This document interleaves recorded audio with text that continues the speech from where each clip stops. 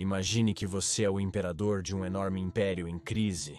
Você está cercado por inúmeras tribos, reinos, impérios, que de uma forma ou de outra querem saquear suas cidades, conquistar seu território ou até mesmo destruir você. Agora imagine que você tem que defender esse vasto império com centenas de milhares de homens que precisam estar permanentemente estacionados nas fronteiras, apenas para proteger esse vasto império contra incursões de várias tribos inimigas. Agora imagine que, apesar de todos esses esforços, as tribos germânicas ainda, vez após vez, conseguissem invadir essas fortificações, penetrar profundamente no território do seu império, saquear e pilhar suas cidades, e fazer isso com cada vez mais ferocidade. O que você faria? O que você faria se o seu império visse uma população em declínio após muitas décadas de doenças brutais, que mataram milhões após uma inflação galopante, que reduziu o poder de compra da sua moeda, tornando o recrutamento de novos soldados cada vez mais caro? Você tentaria pensar na maneira mais econômica possível de defender seu império. Qual melhor maneira, então, do que deixar essas tribos germânicas, esses bárbaros, lutarem entre si? Então você começa a recrutar cada vez mais desses bárbaros, tornando-os uma parte integral do seu exército, porque eles são mais baratos. Você começa a depender cada vez mais deles, já que o poder de luta da sua própria população está diminuindo cada vez mais rapidamente, uma vez que eles exigem muito mais dinheiro para arriscar suas vidas. Você deixa bárbaros lutarem contra outros bárbaros, e você está satisfeito. As coisas estão indo bem, parece. Realmente parece que você é um gênio. Você conseguiu defender seu império, enquanto deixava seus inimigos lutarem entre si. Até que de repente não funciona mais. O sistema começa a falhar. E no final, este mesmo sistema que deveria proteger seu império, de repente contribui massivamente para a sua queda. Isso, queridos amigos da história romana, é o que aconteceu com o Império Romano do Ocidente. Mas por quê? O que deu errado? Quando o Império Romano atingiu sua extensão máxima, ficou claro que era uma tarefa monumental apenas proteger suas fronteiras incrivelmente longas. Das frias terras altas do norte da Britânia, até a fronteira do Danúbio, até a fronteira oriental do eterno inimigo Pérsia, simplesmente defender este império exigia uma quantidade incrivelmente alta de mão de obra. 500 mil de homens, cerca de 400 a 600 mil, eram necessários a todo momento para proteger efetivamente o império de todos os inimigos que constantemente o cercavam. Cerca de 400 a 600 mil eram necessários a todo momento para proteger efetivamente o império de todos os inimigos que constantemente o cercavam. No entanto, apesar dessa incrível mão de obra, e apesar de milhares de quilômetros de fortes, muros, guarnições, torres de vigia, valas e outras características defensivas, os inimigos ainda conseguiram, vez após vez, violá-los. Isso aconteceu pela primeira vez nos anos 160 e 170 depois de Cristo, após um vírus extremamente agressivo causar uma pandemia desastrosa no Império Romano, matando possivelmente cerca de 10% da população. E isso levou a uma escassez de mão de obra, e o Império teve que procurar novos recrutas nas fronteiras. Então, já naquela época, muitos estrangeiros começaram a ser recrutados, especialmente da fronteira do Danúbio em Dácia, para compensar esse déficit. Então, dos anos 230 aos 280 depois de Cristo, por meio século, as tribos inimigas do Império conseguiram novamente invadir as fortificações de fronteira, mas desta vez de forma ainda mais severa. E novamente, a causa havia sido uma pandemia no Império Romano que matou milhões, mas desta vez acompanhada por guerras civis e uma fragmentação do Império Romano. Esta crise foi ainda mais perigosa do que a dos séculos antes, porque o Império quase caiu. Ficou bastante claro que proteger o Império Romano da maneira como havia sido feito antes, recrutando nativos nas fronteiras e tornando-os tropas auxiliares, basicamente ajudantes das legiões, não funcionava mais. A distinção entre legiões e tropas auxiliares já havia se confundido de qualquer maneira no século III. Os não-italianos agora poderiam se tornar cidadãos romanos após o Edito de Caracalla em 212 d.C., e então ficou claro que o antigo sistema de um exército romano profissionalmente pago, protegendo as fronteiras, simplesmente não funcionava mais. Estudiosos estimam que o final do Império Romano nos séculos 4 e 5 tinha cerca de 10, ou possivelmente até 15% menos população do que o anterior Império Romano dos séculos 1 e 2 durante seu auge. Mas, enquanto isso, as tribos germânicas haviam aumentado em tamanho, também de 10 a 15%, dando-lhes agora uma maior vantagem em termos de mão de obra. Além disso, os germânicos lutavam por esporte, era parte de sua cultura, mas os romanos tinham um exército profissionalmente pago. Além disso, esse exército exigia pagamento para permanecer leal. Se eles se tornassem insatisfeitos, estariam propensos a se rebelar, e o resultado eram devastadoras guerras civis. Portanto, no final dos anos 200 depois de Cristo, mas cada vez mais no início dos anos 300, começaram as primeiras contratações em grande escala de mercenários germânicos para resolver esses problemas. A lógica era a seguinte: essas tribos eram guerreiros ferozes. Através de séculos de contato amigável, mas também de guerra com os romanos, eles se tornaram guerreiros formidáveis, tanto em táticas quanto em equipamentos, e eram mais baratos do que os soldados romanos nativos. Em uma das leis do imperador Valentiniano III de 440 d.C., podemos ter uma ideia de quão mais baratos eles realmente eram do que os romanos nativos. Ou seja, um mercenário bárbaro custava ao Estado 5 sólidos de ouro por ano, sendo os sólidos as moedas de ouro daquela época, enquanto um legionário romano custaria ao Estado 30 sólidos por ano, uma diferença de 6 vezes. Portanto, qual seria a melhor maneira de proteger Roma, se não deixar os bárbaros lutarem por Roma e contra outros bárbaros, sendo mais baratos que os romanos regulares? Isso parecia uma excelente ideia na época. Portanto, Constantino já recrutou um grande número de francos após tê-los derrotado em 306 e 307 d.C. Eles se tornaram soldados estrangeiros a serviço de Roma, os chamados foederati, soldados federados ou aliados, por assim dizer. E este sistema funcionou magnificamente por um longo tempo. Esses soldados mais baratos ficaram cada vez mais comuns, os lutadores de escolha, se você quiser. E já pelos anos 350 d.C., era realmente difícil distinguir um exército romano de um inimigo germânico, como afirmou Ammianus Marcellinus, que acompanhou o imperador Julian em muitas de suas campanhas. Em uma dessas ocasiões, os habitantes de uma cidade romana na Gália se trancaram à vista ao ver Julian e seu exército romano chegar pensando que eles eram atacantes bárbaros. Portanto, as linhas entre soldados romanos e soldados germânicos já haviam começado a se confundir. Olá, queridos amigos da história romana tardia, sou eu, Sebastian, o criador e a pessoa por trás de Majorianos. Peço desculpas por esta breve interrupção, mas queria pedir sua ajuda para apoiar Majorianos e apoiar o canal, para que possamos manter Majorianos, um canal sobre a história romana tardia. Como você sabe, o algoritmo do YouTube muitas vezes não é muito gentil com tópicos de nicho, como a história romana tardia. E, portanto, realmente preciso do seu apoio para manter Majorianos do jeito que está. Para mantê-lo um canal sobre a história romana tardia. Para que possamos continuar a explorar esta era mais fascinante do Império Romano tardio. E para que não tenhamos que transformar Majorianos em um canal de história mainstream. Obrigado por considerar me apoiar via Patreon ou via associação no YouTube. Agradeço imensamente a vocês, do fundo do meu coração. Majorian estaria orgulhoso. Obrigado, amigos da história romana tardia, de volta ao vídeo.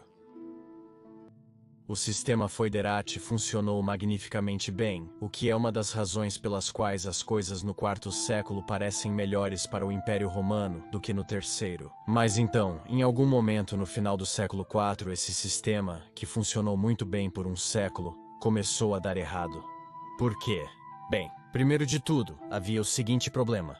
Embora os recrutas bárbaros parecessem baratos no papel, com a lei de Valentiniano III nos dizendo que eles eram 6 vezes mais baratos, na realidade, isso pode ter sido uma ilusão. Escavações arqueológicas em toda a Europa descobriram que muitas das moedas de ouro que os foederati germânicos receberam como pagamento não voltaram a entrar no suprimento de dinheiro romano, o que significa que, uma vez que os germânicos receberam seu pagamento, essas moedas romanas permaneceram nas terras germânicas a leste do Reno e ao norte do Danúbio, e essas descobertas de moedas começam a ficar fora de controle com imperadores do quarto século, mostrando que muitas moedas de ouro começaram a ser perdidas quando o recrutamento germânico começou mais fortemente. Mas qual foi a consequência disso? Bem, a consequência foi dupla. A óbvia é que os germânicos não pagavam impostos ao Império Romano. Não havia uma coleta de impostos controlada nos territórios germânicos, e assim as moedas foram efetivamente realmente perdidas para Roma. E se você continuar perdendo metais preciosos como ouro, prata e cobre, dos quais se fazem novas moedas, isso tem outra consequência. Você tenta compensar essa perda garantindo uma produção contínua das minas. No entanto, muitas das antigas minas de ouro e prata dos séculos anteriores já estavam esgotadas naquela época. Então a produção de ouro e prata no final do Império Romano era menor do que nos séculos I e IDC. Então, o que você faz? Isso está correto. Você começa a reduzir ainda mais o conteúdo de ouro e prata nas moedas. Mas os romanos não eram estúpidos, e perceberam imediatamente que havia moedas em circulação com variações no conteúdo de ouro ou prata. E claro, eles tratavam as moedas com maior conteúdo como sendo mais valiosas. Isso efetivamente criou inflação. O poder de compra das moedas foi reduzido. Isso, é claro, por sua vez, significava que agora recrutar soldados romanos era quase impossível, porque eles não estavam super motivados para arriscar suas vidas por moedas inferiores. E basicamente só restaram os foederati, que ainda estavam dispostos a arriscar suas vidas por moedas inferiores.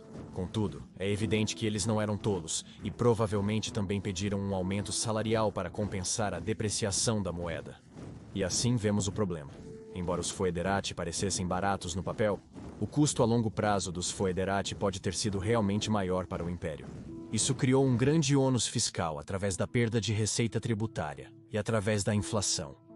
Mas mesmo assim, continuou funcionando por décadas, até que nos anos 370 começou a dar errado, quando muitos godos começaram a entrar no Império Romano a partir da Dácia, atravessando o rio Danúbio. Na Batalha do Rio Frígido em 394 d.C., o imperador Teodósio usou famosa e impiedosamente seus foederati góticos como bucha de canhão, por assim dizer, enviando-os como a primeira onda de ataque e deixando-os morrer aos milhares enquanto tentava salvar vidas romanas e mantendo os romanos em reserva. Não é coincidência que imediatamente após a Batalha de Frígido, os godos se rebelaram sob a liderança de Alarico, e foi quando o problema começou a sair do controle, já que foi o próprio Alarico que saqueou Roma 15 anos depois, e cenas como essas se tornariam a norma em vez da exceção. Já no final dos anos 300, chefes germânicos conseguiram ascender na hierarquia romana e se tornar tão poderosos que acabaram sendo às vezes mais poderosos que o próprio imperador romano. Já em 392 d.C., o Franco Arbogastes se tornou o supremo general do Império Romano do Ocidente, o chamado Magister Militum, ofuscando o imperador Valentiniano II em poder, que cometeu suicídio por desespero, e até mesmo escolhendo o próximo imperador romano do Ocidente. Mas enquanto muitas vezes esses Magistri Militum eram leais a Roma e provavelmente se viam como romanos, às vezes eles não eram. Arbogastes provavelmente ainda escolheu o que ele via como o melhor para o Império Romano do Ocidente. E seu sucessor Flávio Estilicão, que também era de origem vândala. Mesmo Flávio Aécio, que provavelmente tinha pelo menos raízes germânicas parciais, o general por trás da vitória contra Átila, o Huno, fez o que ele achava que era melhor para Roma. Mas mesmo assim, isso criou animosidade com o imperador. E já começando com Arbogastes, era matar o imperador ou ser morto por ele. O Magister Militum Franco Arbogastes foi derrotado pelo imperador Teodósio. O próximo Magister Militum Stilicho foi morto pelo imperador romano do Ocidente Honório. Valentiniano III matou o Magister Militum Aetius. E então, no final, esse sistema havia degenerado tanto que alguém como Ricimer foi permitido a se tornar o general supremo do Império Romano do Ocidente. Alguém que, ao que parece, muitas vezes era mais leal aos seus parentes germânicos do que ao Império Romano do Ocidente. Ricimer matou inúmeros imperadores e generais capazes do Império Romano do Ocidente, desestabilizando-o grandemente, enquanto sempre era muito leniente com seus parentes, os visigodos e os burgúndios. Mas enquanto podemos culpar o caráter certamente brutal de Ricimer o quanto quisermos, a fundação para a ascensão de Ricimer já havia sido estabelecida 100 anos antes de seu tempo. Valentiniano II cometeu suicídio, ou possivelmente até foi morto por Arbogast, mais de 60 anos antes de Ricimer ascender ao poder. O precedente havia sido tardio, e assim, Ricimer foi apenas a manifestação final do problema dos chefes germânicos, com suas próprias lealdades, ascendendo às posições militares mais poderosas do Império Romano do Ocidente. E Ricimer fez o seu melhor para enfraquecer Roma, enquanto fortalecia seus amigos visigodos e burgúndios. Basicamente, naquela época, o sistema federativo germânico havia se deteriorado tanto que um traidor conseguiu subverter o Império Romano do Ocidente.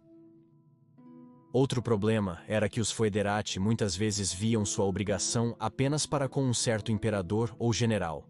Então, por exemplo, eles se viam como foederati do general Constantius III ou do general Aetius.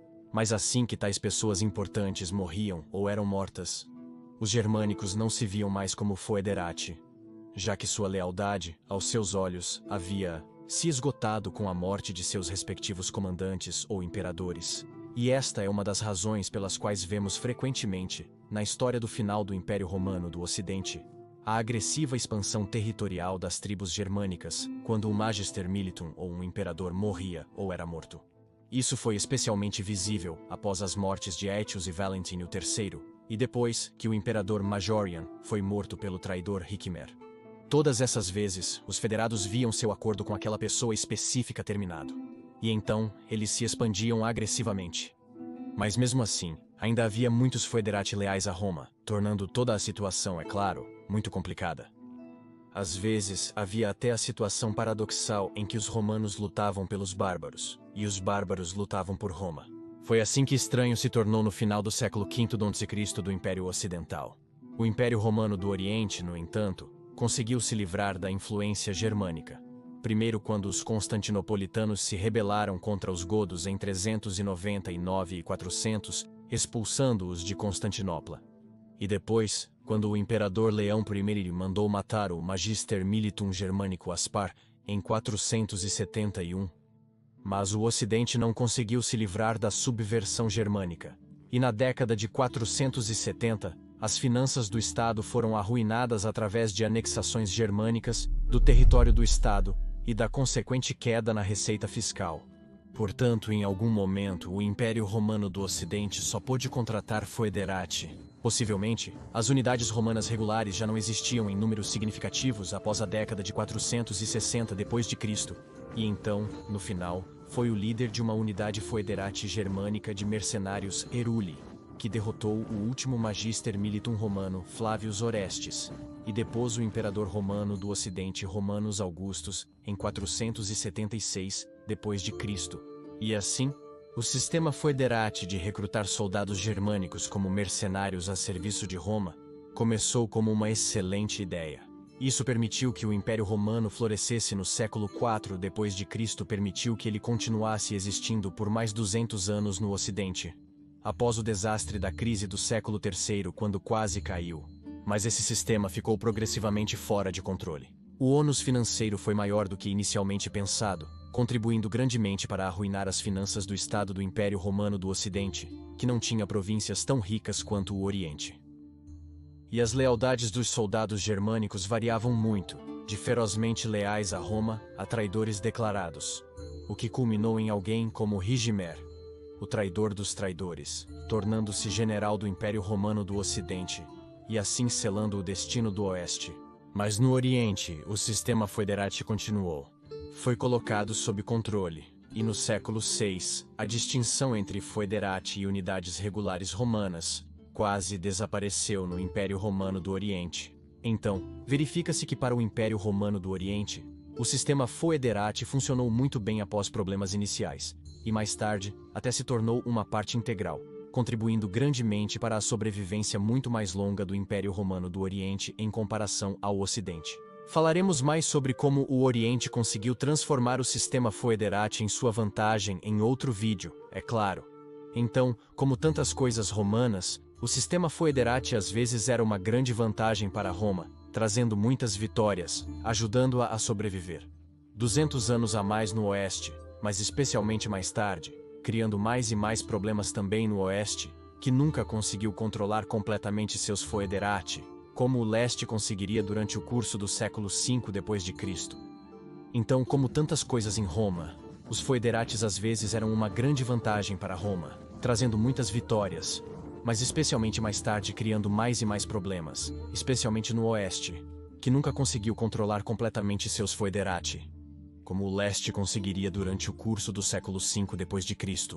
E enquanto o Leste perdurou, auxiliado pelos foederati, o Império Romano do Oeste por outro lado, foi encerrado pelos Foederati Herulian sob o comando de seu chefe, Odoacer. E por favor, curta e se inscreva para que você não perca nenhum vídeo futuro sobre a fascinante era do final do Império Romano. Gostaria especialmente de agradecer aos nossos novos apoiadores, Sol Invictus, Ulfednir 117 e Titi Nozan. Muito obrigado, Ulfednir 117, por apoiar Majorianos de maneira tão generosa, e muito obrigado, Titi Nozan, por retornar como Sol Invictus e por seu contínuo apoio generoso a Majorianos. Não posso agradecer o suficiente a ambos. Claro, agradeço a todos que estão apoiando Majorianos, seja via Patreon, associação no YouTube ou doação pelo PayPal. Obrigado por apoiar Majorianos para que eu possa manter este canal apenas sobre a história romana tardia. E se você quer aprender por que Ritima foi um traidor tão grande, você pode assistir a este vídeo no canto superior direito. Mas se você quer aprender mais sobre o próprio exército romano tardio, você pode assistir ao outro vídeo no canto inferior direito. Agradeço novamente a todos os amigos da história romana, Gratias Tibiago e Benevalete.